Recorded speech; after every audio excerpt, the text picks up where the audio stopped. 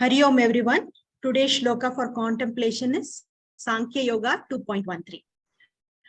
Dehino smin yathā dehe kaumaram yavvanam jara tatā dehantara praptir dhīrastatra na muhyati. Just as the embodied soul continuously passes from childhood to youth to old age, similarly, at the time of death, the soul passes into another body. The wise are not deluded by this. Dehinaha, of the embodied, asmin, in this, yathā, as, dehe, in the body, kaumaram, childhood, yavvanam, youth, jara, old age, tatha, similarly, deha antara, another body, praptihi, achieves, dhiraha, the wise, tatra, thereupon, na muhyati, are not deluded. So let's listen into each one of you, what you understand from this shloka. Anybody wants to go first? What's your take on this shloka? Your interpretation?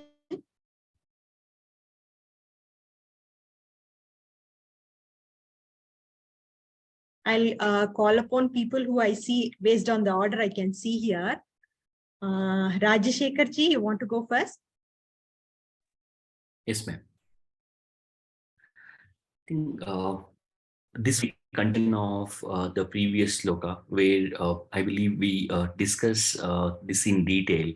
And in a way, I think I would like to call our class Krishna Paramatma, Vijayji have beautifully explained in the last class when he said Om to Tomb journey, will starts from a mother's womb and then ends in the tomb.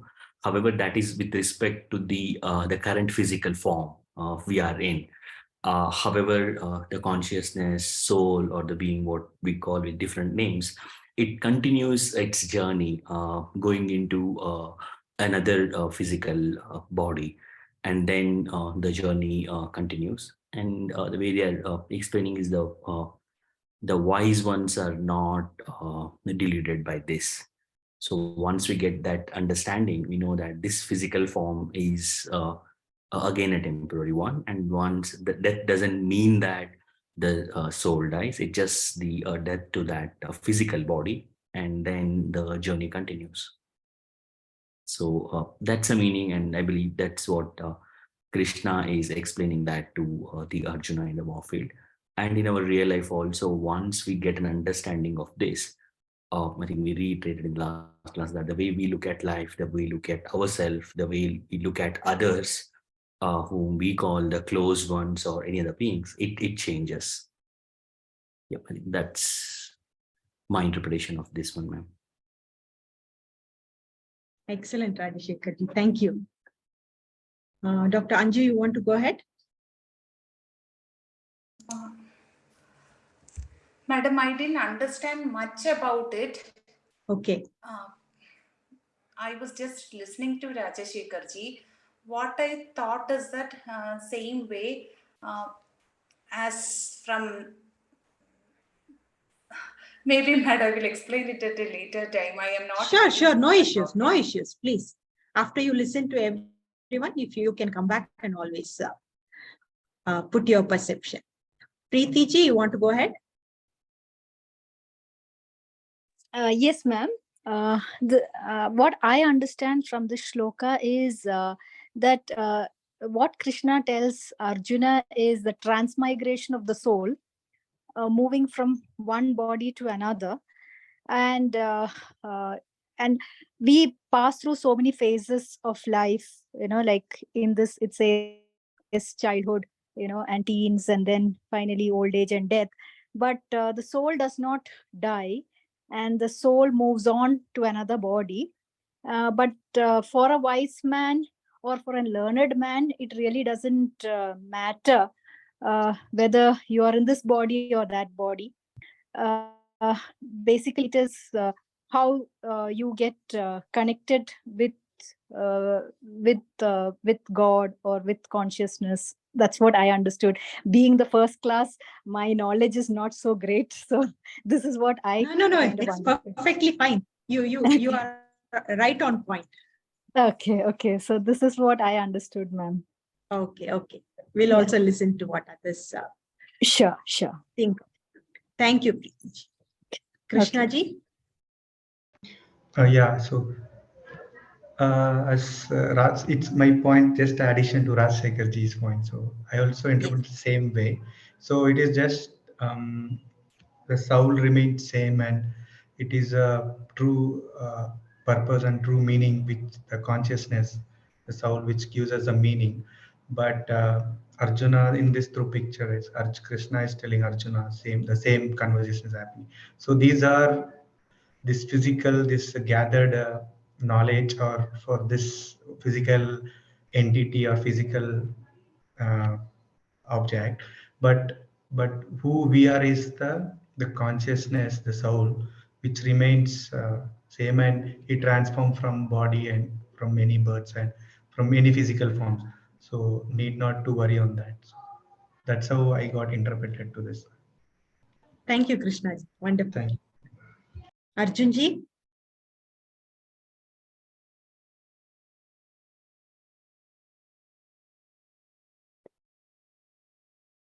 Sorry, ma'am. Please go ahead, Arjun ji. See, I think here Krishna is telling about like the body which is keep on going from one stage to another stage. That is from the birth to like and from birth to Kaumaram. That is that's childhood, youth, old age. So it's going on there, going, and he's referring to the changing phenomena of the body, and that goes on changing, and that's what he's referring to. And similarly, like it goes into another body. That's what he's telling. That is, it achieves to go, and once that is over, it will go to other body. So that means there is also a fact that it is having a kind of again it gets into some other form. From this form of the body, it may get into some other form because matter cannot be destroyed or created. That's what he's trying to state, in my opinion. Then, but otherwise, this changing phenomena is recognized by the wise one. However, the wise one knows very truly that this is not the real me. Wise one knows that the real me is not the changing phenomena, but the unchanged one. So this is my understanding now. Thank you, Arjun ji. That was a wonderful explanation. Shailaja ji. What I understood is that we cannot destroy the soul. Change goes from one form to another, and during that the energy is not destroyed, it is just passing, like like we are aware about how our transforms from childhood to youth to that we are aware of. The other one we are not conscious, but in the same way that is also happening. And here Arjuna is reluctant, looking at all those people on the other side. So what Krishna says is you cannot destroy them, you cannot kill them. You are only helping them to move on to another, probably a better form. So don't have to worry about it. That is what is being said here. Is that right? I don't know. No, that very good explanation, Shailaja. Thank you. Isha ji.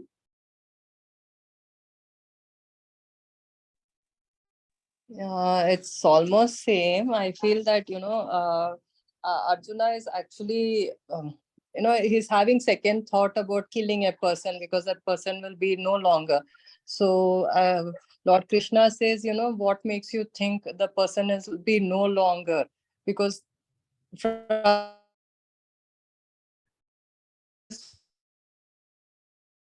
constant.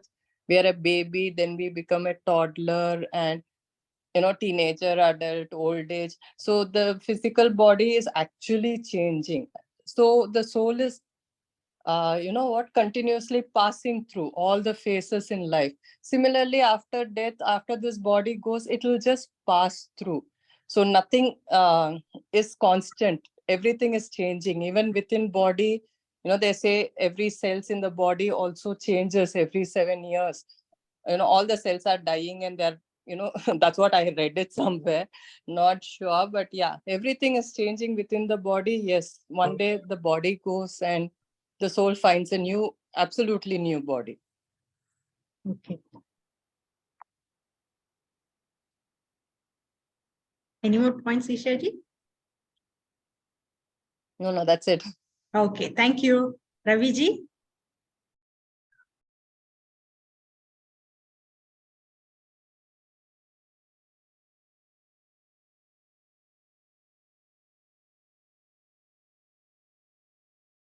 Padmaji?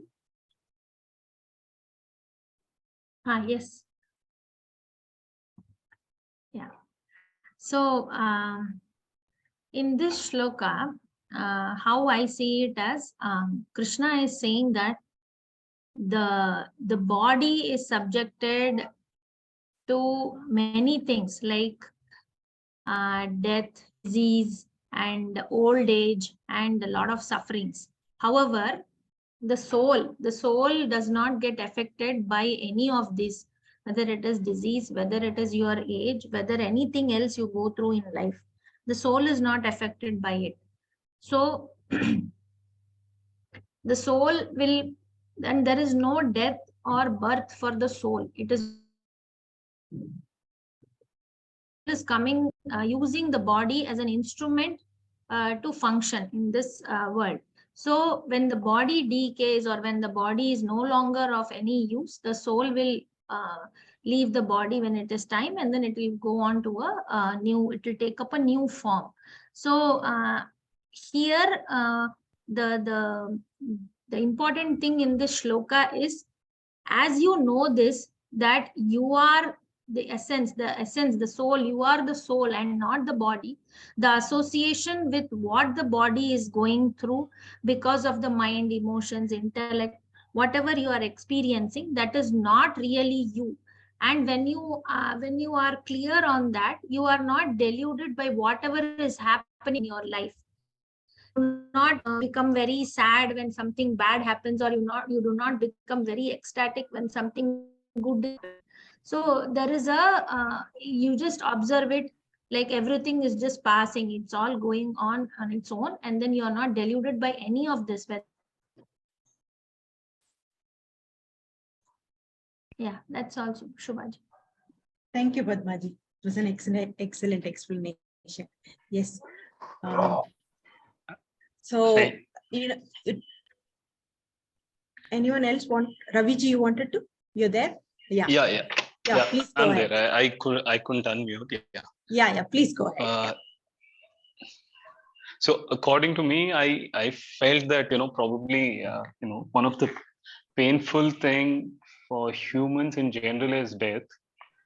Probably to overcome the fear of death, or to ensure that we are not worried about or scared about death or any, I mean, to somewhere to add the way Padmaji has said, somewhere to put it in a better way, probably. But for me, I was looking at it in terms of the fear. When you lose that fear of death, I think that itself is a huge transformation for us. So that is what Krishna is trying to say, is what I felt.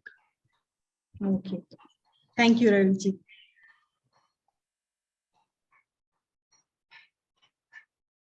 So the shloka, the main essence of the shloka is, on the battlefield of Kurukshetra, Arjuna was overwhelmed with compassion and grief that how he can fight the war with his own people, Drona, Bhishma, Duryodhana, and Dushasana.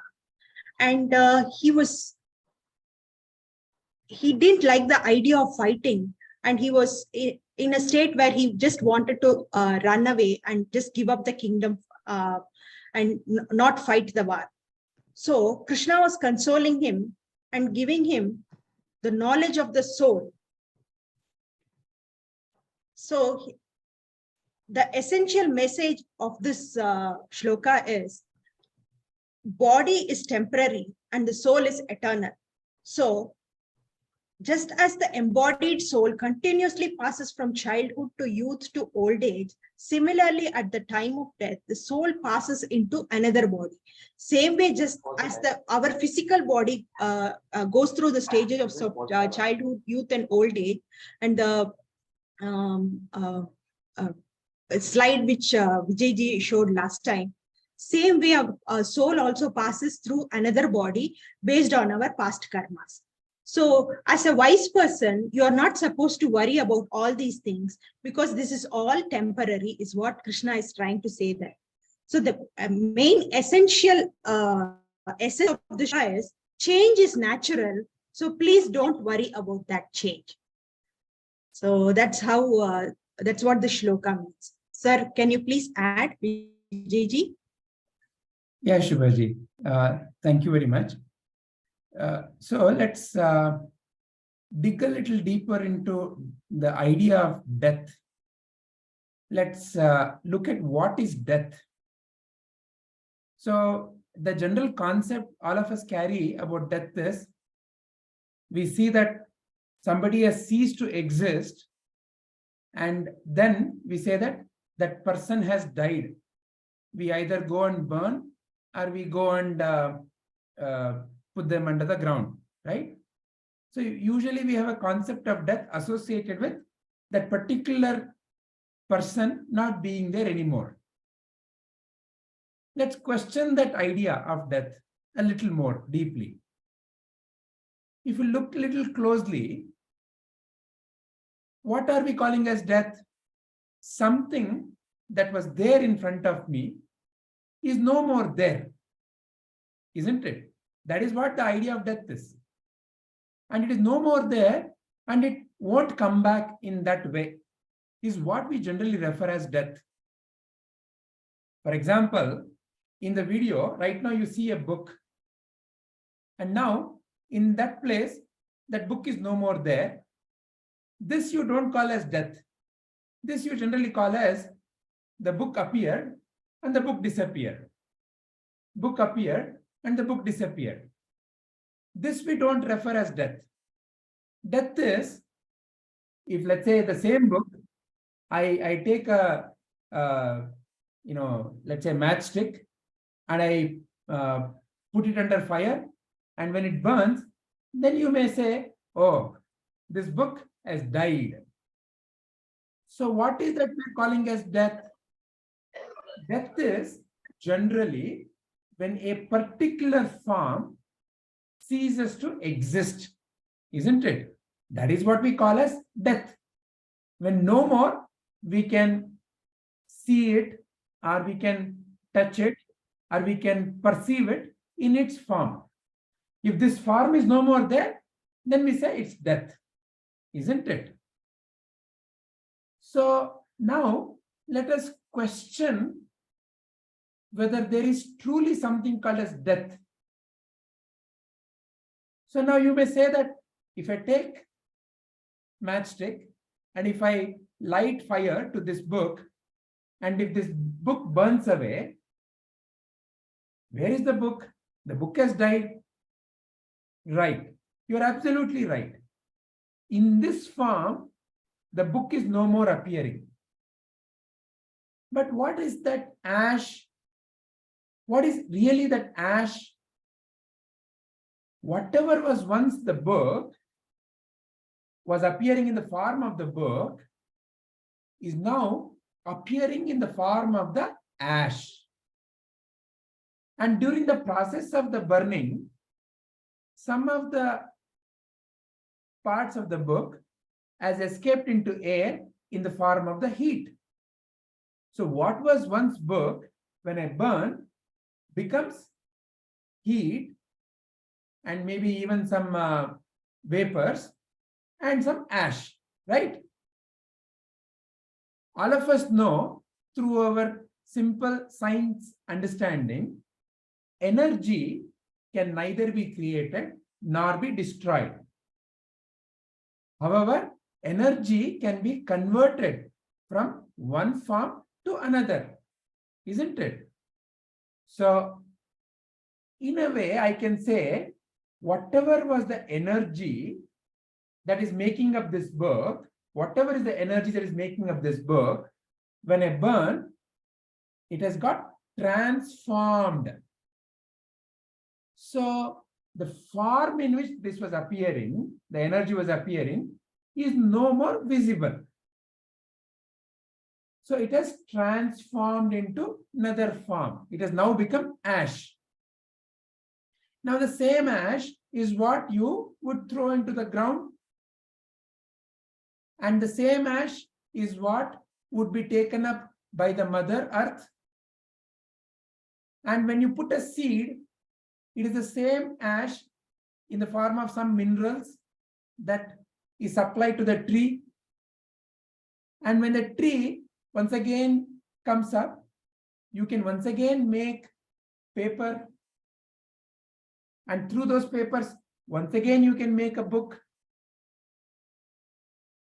So in a way, what we call as death is the window through which I am looking at a particular form. If I just shift my perspective, if I broaden my viewpoint, if I see only through this, see now, for example, you all of you may be seeing this window, right? Yeah, the video where I'm appearing, where I was showing the book. So in this window, now this book is appearing. Now in this window, now book has disappeared. So as the book really disappeared, book has disappeared from your viewpoint. That is correct. Why? Because you are only able to see through this window. If you were to broaden this window, if you are sitting where I am sitting, I can clearly see this book. For me, the book has not gone away. For you, the book has gone away. Why? Because of the window, the rectangle through which you're seeing this particular scene, isn't it? So in a similar way, what you and I generally refer as death is really nothing but transformation. Something that was existing in one form is no more existing in that form, and it has transformed into some other form. But based on our viewpoint, based on the rectangle through which we look at it, the window through which we look at it. Now here I'm not talking about a physical window. In our mind, we have a certain perception, right? So as long as that is appearing in that form, where is my book? This is only my book. As long as it is appearing in this form only, I say it is my book. The moment it has become ash, I may not recognize it as my book. I may say, my book has vanished, my book has died. But it is only a matter of perception. It is only a matter of how you and I choose to look at it. So in that sense, this book can actually never die. Why? Because whatever is the essence that is making up this book, it is going to continuously transform. When this completely becomes old, this book also one day becomes very old and no more it can be used. It either crumples, or if you burn, it goes back into earth. And once again, whatever that is the molecules and the atoms and all the energy that is making up this book, once again comes back. So in a sense, what we call as this material world is continuously nothing but a recycle. Just look at it. All of us eat food. Banana, chapati, idli, vada, sambar, dosa, whatever, we like it, right? We eat. So that food we enjoy. That food goes into us. becomes part of our body cells. So what you call as your hand, leg, eyes, nose, from where are you getting all that parts? What was once a banana, a mango, chapati has now become part of your body. Your body is a wonderful machine which takes the food in the form of banana and converts it into your body cells. So it's actually, your body is a transformer, right? And then some of the food which it could not digest goes away as waste. Now, whatever has become the body cell, is it going to remain like the body cell? No. Like how Ishaji said, body cells are continuously dying and new body cells are continuously coming. This body, what you call as your body, many of the scientists say, is about 100 trillion living cells, which means 100 followed by some 12 zeros. And continuously, millions and billions of them are dying and new ones are coming in its place. So in a way, you can say the body is continuously transforming. Is continuously, if you choose to say it that way, you can say it is continuously dying and continuously new body is coming. You and I may not have the eyesight to see that. But when you, through your understanding, when you examine it a little deeply, you can clearly see that. So which means that the death and birth is continuous for this body. So is the mind, which we have already discussed at length. Even your thoughts are continuously changing, continuously new thoughts are coming. So in essence, is there truly anything called as death? In essence, there is no death. There is no permanent absence. There is continuous transformation. Continuously, what we call as body, what we call as things, they're continuously transforming from one form to another. The energy from the sun is what goes into the plants, is what becomes the fruits, various vegetables, and that is what you and I consume, becomes part of this body, and that once again goes into the earth. So there's a continuous recycling. There's a continuous recycling of various, in the various different forms. Essentially, the energy is continuously recycling. What was once a banana has now become an eye. What is now an eye, one day will go back into the earth. So this continuous transformation, when you are not aware,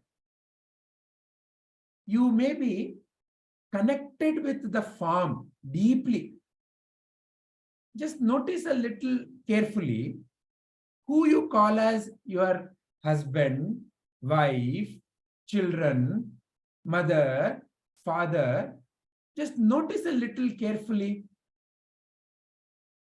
You're being with them continuously. You are saying that my husband, my wife, my children, my parents, my. But who are you really connected to? As a body, who you call as your wife, husband, children, whoever it is continuously changing. You may not notice that change. Every day morning you wake up, you may not notice that change. But you just go back to the album, family album, look at some 10-year-old photo. You will see the transformation dramatically. So who are you truly saying, my husband? Is it the body? Or your wife? Is it the body? Are your children? Is it the body? So if it was the body, then every moment it is changing. No more you can say it is the same. And there also, if you ask the question, who are you? They will also not give the same answer, because continuously there is a change. But that is not the experience of life. Our experience of life is as if it is the same person that we're dealing with. So who we then call as the same cannot be this externally appearing body. Then how do we say that it is the same person that we're dealing with? Generally, we refer to it as, the inner body or the antakarana, the mind, right? See, the same behavior. Yesterday also, the behavior of this person was same. Today also behavior is the same. Yesterday also they used to like Mysore pak. Today also they are liking Mysore pak. So it's the same person. Yesterday also they used to get angry at small silly things. Today also they're getting angry at small silly things. Same, isn't it? Is it truly the same? Because you can notice that the same silly person who used to like Mysore pak yesterday, today suddenly wakes up and says, no more I like Mysore pak. From today, I like Jangir. So then what happened to your person? Your person is no more there then. Because the person who used to like Mysore pak is no more there. Now they like Jangir. But still you say, same person. And that person also says, yeah, me only. Your husband or wife or child or whoever, I only. So what a confusing life, isn't it? So as a body, there's a continuous change. So you're not saying that it is a body that is the person. As a mind, as a collection of behaviors and thoughts, it is not the same. That is also changing. Then who are you truly calling as your wife, husband, or child, or whoever it is? Who is that? One thing for sure is something seems to be constant, right? Within you and within them. Something is video. Sir, sorry. sir, your voice is getting cut.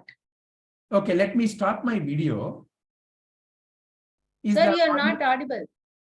Okay, is my audio audible now? Is the sound audible? Yeah, it's better now. Yes, Yeah, it's better now. Okay, all right. Thank you. Yeah, so coming back, so who we called as, my son, my child, or my husband, or my wife, or my parents, we are not connected. It is not because of the same body. Body is changing. It is also definitely not because of the same mind. Mind is also changing. We have just now seen. Then there must be something else within you and within them that is not changing. This much must be evident to us in our day-to-day experience.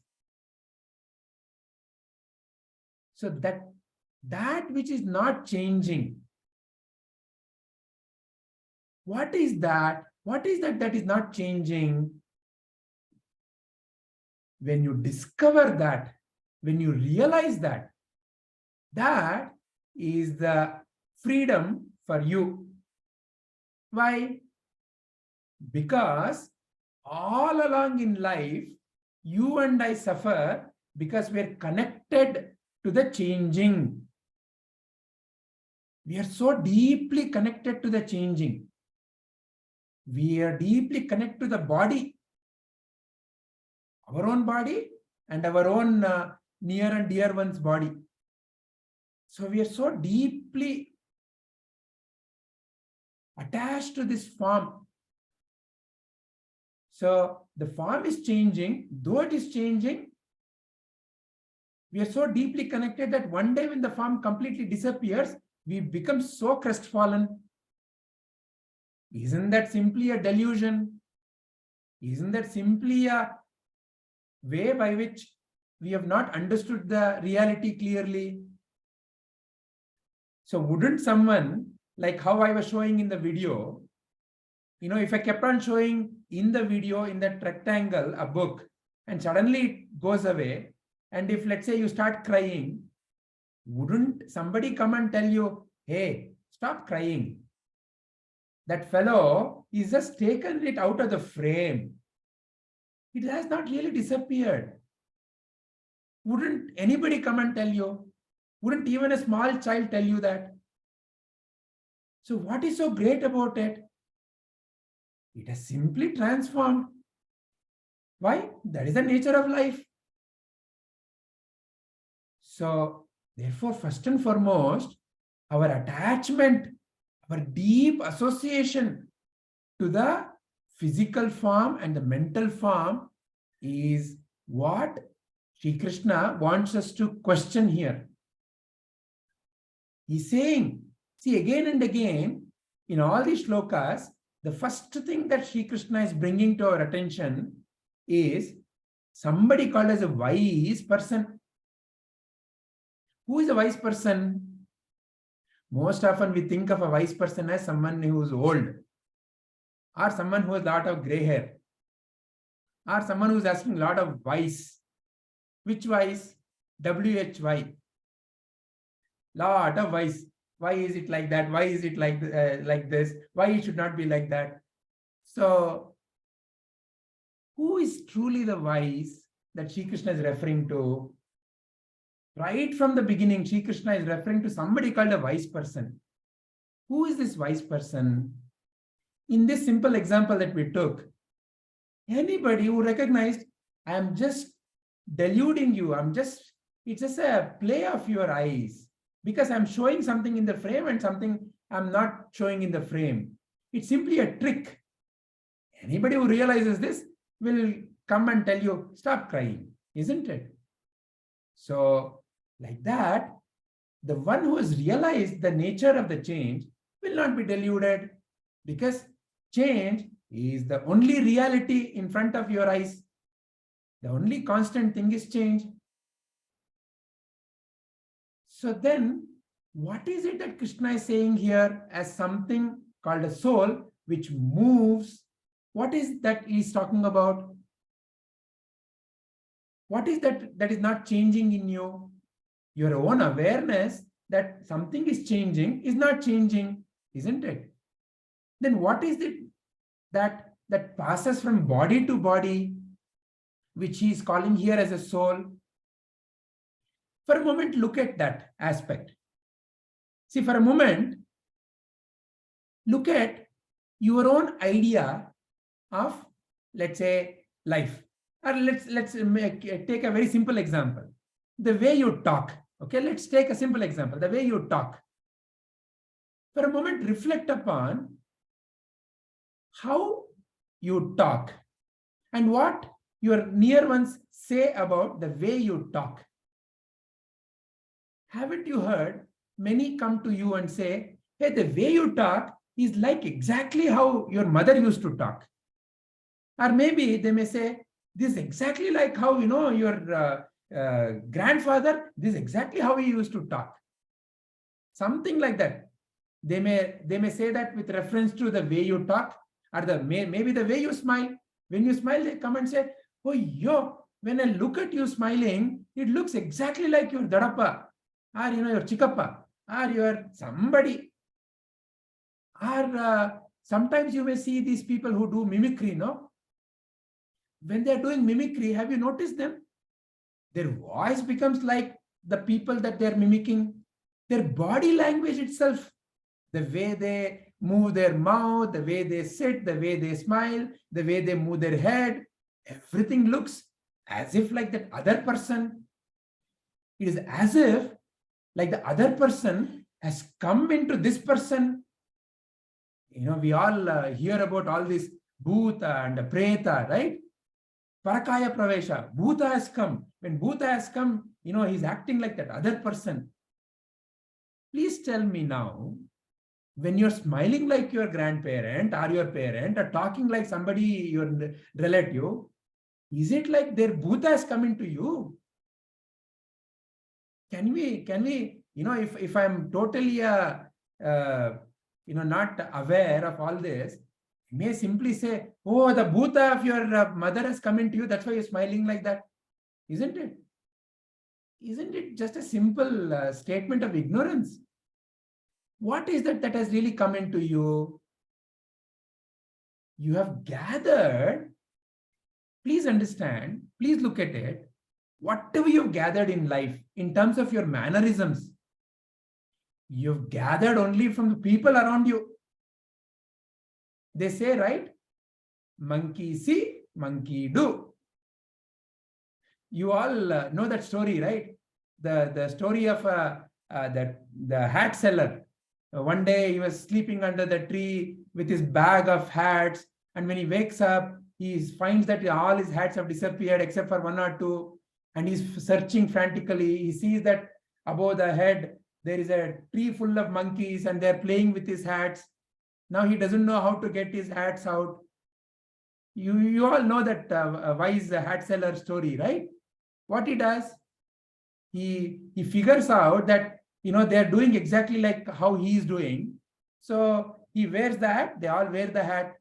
He removes the hat, they all remove the hat. Then once again he wears the hat, they all wear the hat. Now this time he removes the hat and he throws it to the ground. Now all those wise monkeys also mimic him. They throw it to the ground. Lo and behold, his problem is solved. So like that, we all learn in life by mimicking people around us, by mimicking things around us. Not only people, many of us are capable of mimicking how a dog walks, how a dog makes the sound, different animals. We all see many such talents within us, no? So whatever you say as your content of your mind, which you kind of exhibit, you have gathered. So in a way, your parents or your grandparents or your forefathers have never really disappeared. They're living like your nose, they're living like your finger, they're living through your mannerisms, they're living through your ideas of life. Isn't it?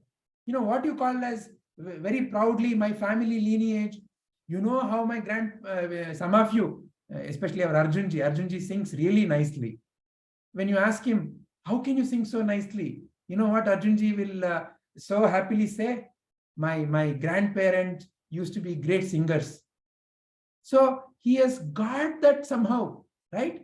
So in a way, that whatever the singing that was exhibiting in maybe his grandmother or whoever has now passed on to him.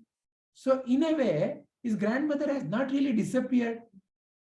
He's living through Arjunji in a slightly different form. So even in that way, is there truly a death? So in a way, what we call as death is just a mere misunderstanding of the reality of life.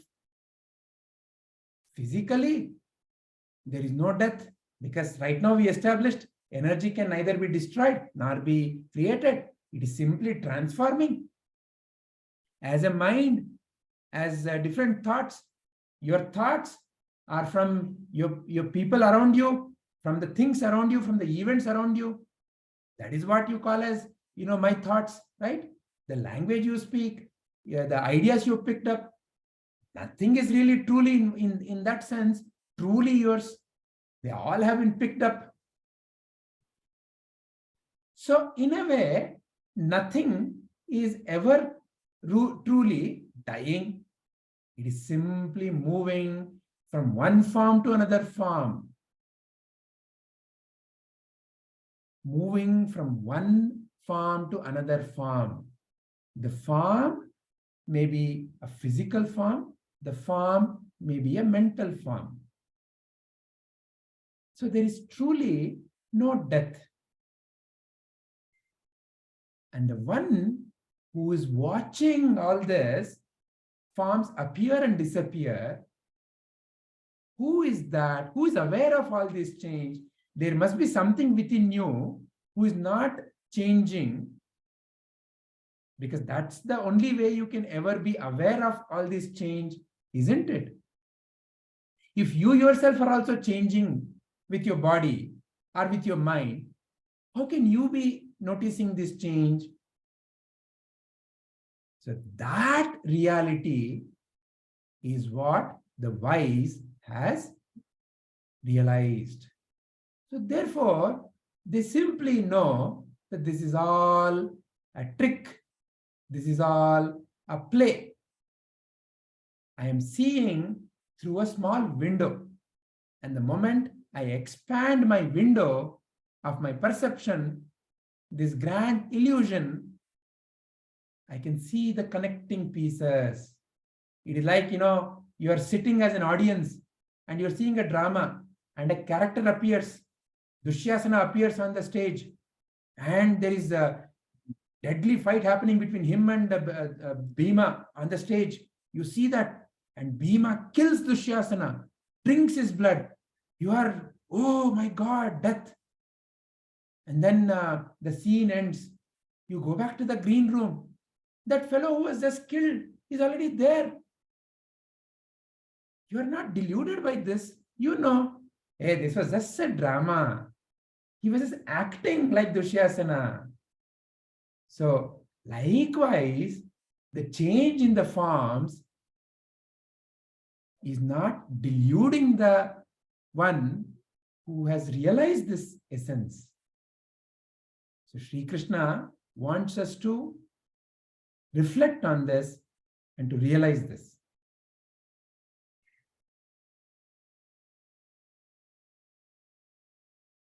Any question or any statements?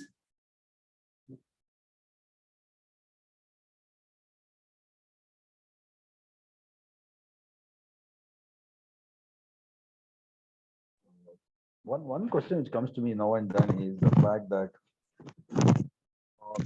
this is like, that means if only Arjuna was prepared to listen to it, so he could give it to him, and not that he could transform the other people who also could have been made to realize this, because they are in the state of receiving this jnana or seeking this jnana. So otherwise, if all were seeking this jnana, but then the Kurukshetra war itself was not happened. Am I right, sir? So that means, even though this was such a precious kind of knowledge, it could be only given to Arjuna because you are seeking. Absolutely, sir.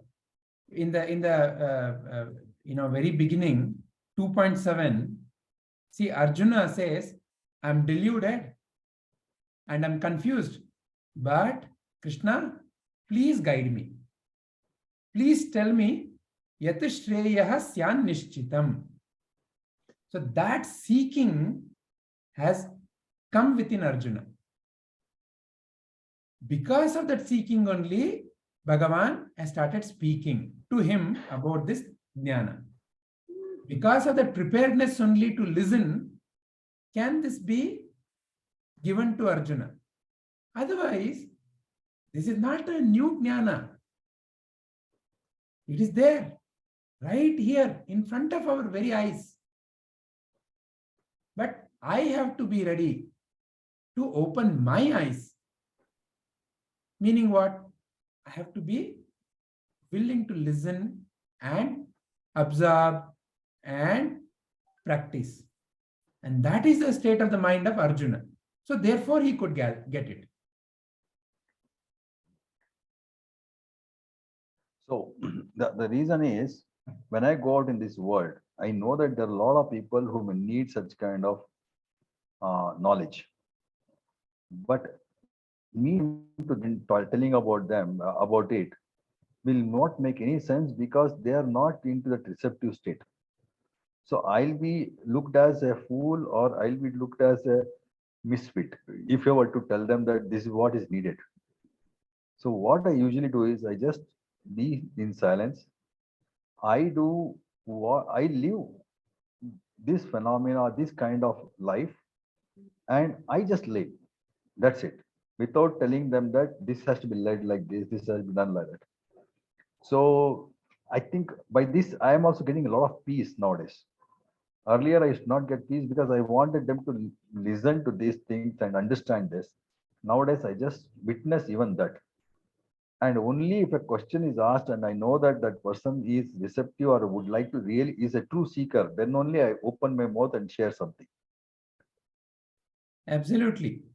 See, till the Kurukshetra war, Krishna was right there with Arjuna, and Arjuna felt about Krishna as a friend. But at this moment, when he is totally distressed, is where somehow he is able to see something in Krishna has kept him completely peaceful in spite of whatever the situation.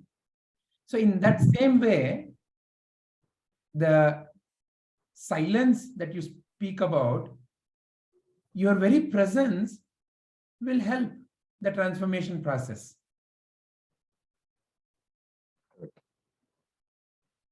Because the very approach that you take is going to be different. So therefore, it is like when there's a flower, bees naturally come. It is not that the flower has to call out for the bee. Flower is there, and the bee naturally finds its way. Yeah, and only the bees go there or the butterflies go there, not other animals or sing. Correct. The reason is they know the value of the nectar. Correct. And only to those insects the nectar is available. Absolutely. And nectar is always there. It's not that it is not there. Correct. And nectar is made available. That means the nectar called this knowledge is always there and it's available. But only if we become a bee, the seeker, then only the nectar's value is known. Yeah. You know, I think we all have joined here only because we know the value of it and we would like to get that value of it. But doesn't mean that everybody in the world are seeking this. Yeah. Absolutely, sir. And you know, one more thing, sir. Now, whenever I'm listening, there are times when my son also listens to this, when I'm putting on in the speaker and all. And today he was doing his homework. He said that, is the recording going to be there? Can I listen to it later? I said, of course, you can listen to it later whenever the recording is available. So if you really see, I have not told him to come and sit and do all these things. He has just got interested by himself. Excellent, sir.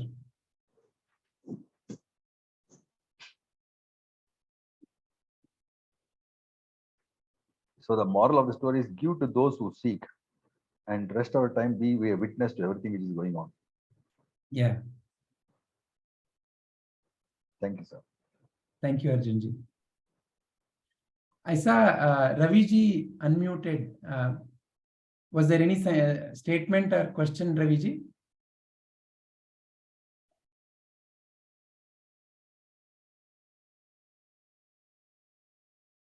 Are you there, Raviji? I'm sorry. By mistake, I did. Hope I didn't disturb you all.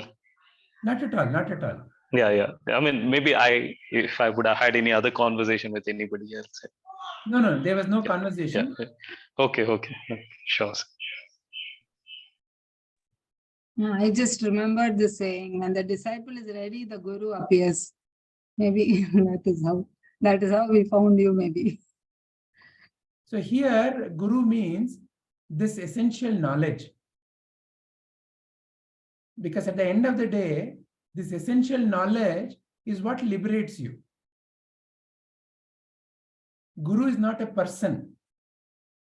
Of course, it comes out of a person. It comes out of, if you look at the description of who a guru is, we have already seen that. He who guides you on the righteous path is a guru.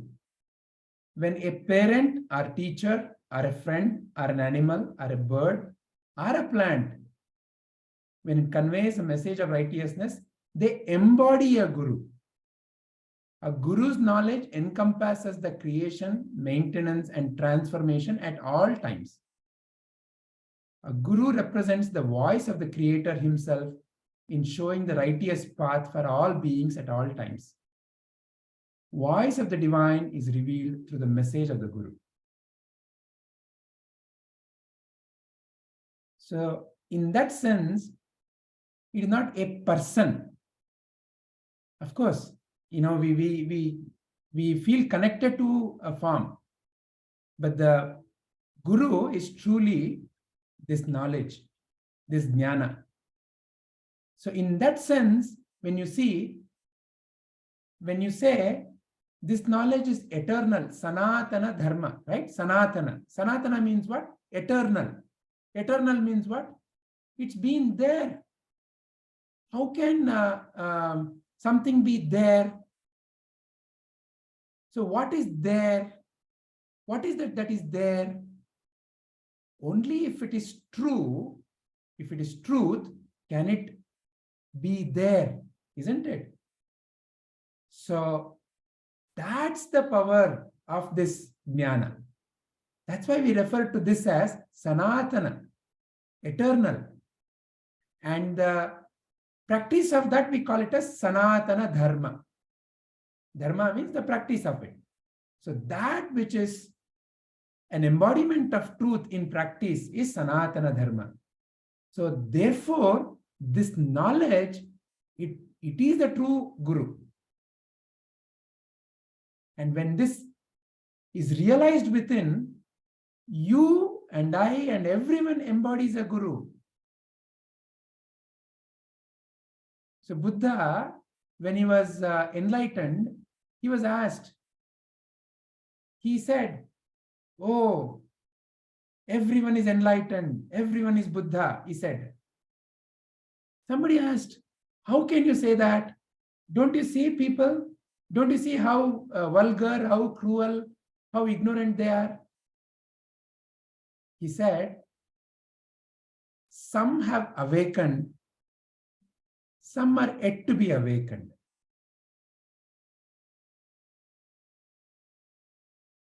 Some have awakened, some are yet to be awakened. That's the only difference. So that Guru is within you. And it is in your hand to awaken that Guru.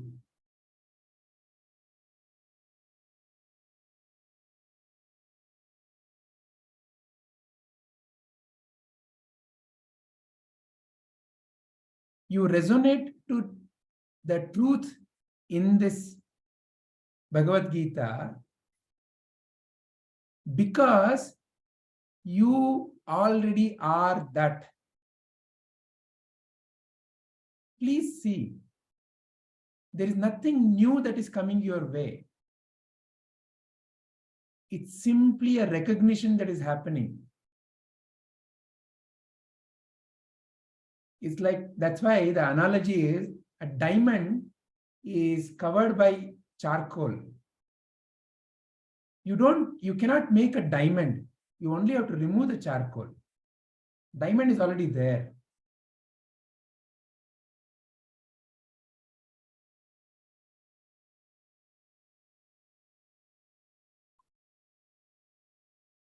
All right. Any other questions or any other points? Anyone?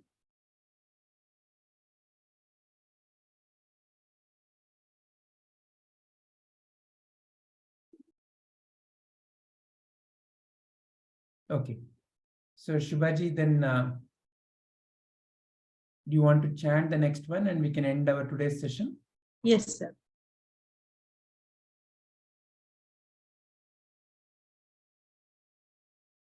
Matra sparshastu kaunteya shitoshna sukha dukkadaha agama payino nityas tanstitikshasva bharata.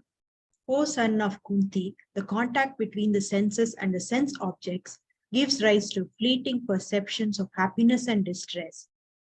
These are non-permanent and come and go like the winter and summer seasons. O descendants of Bharata, one must learn to tolerate them without being disturbed. We will contemplate on this shloka next week.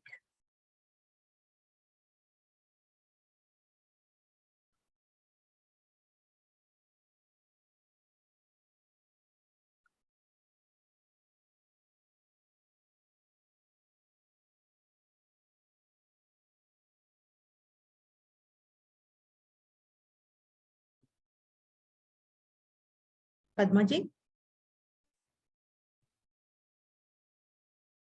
Yeah. Om Asato Ma Satgamaya Tamaso Ma Tyorma Amritam Gamaya. Om Shanti Shanti Shanti. Om, lead me from untruth to truth, darkness to light, impermanence to permanence. Om, peace, peace, peace. Om Purnamada Purnamidam Purnat Purnamudachyate Purnasya Purnamadaya Purnamevavashishyate. Om Shanti Shanti Shanti. Om, that is complete. This is complete. When completeness is removed from completeness, what remains is complete. When completeness is added to completeness, totality remains complete. Om, peace, peace, peace. Nanu, nanenbadu nanalla, ideha manabuddhi nanalla, Sachidanandatma Shivananu Nane, Shivoham, Shivoham, Shivoham. I am not the body, I am not the mind, I am not the intellect. I am pure consciousness, Shiva Swarupi.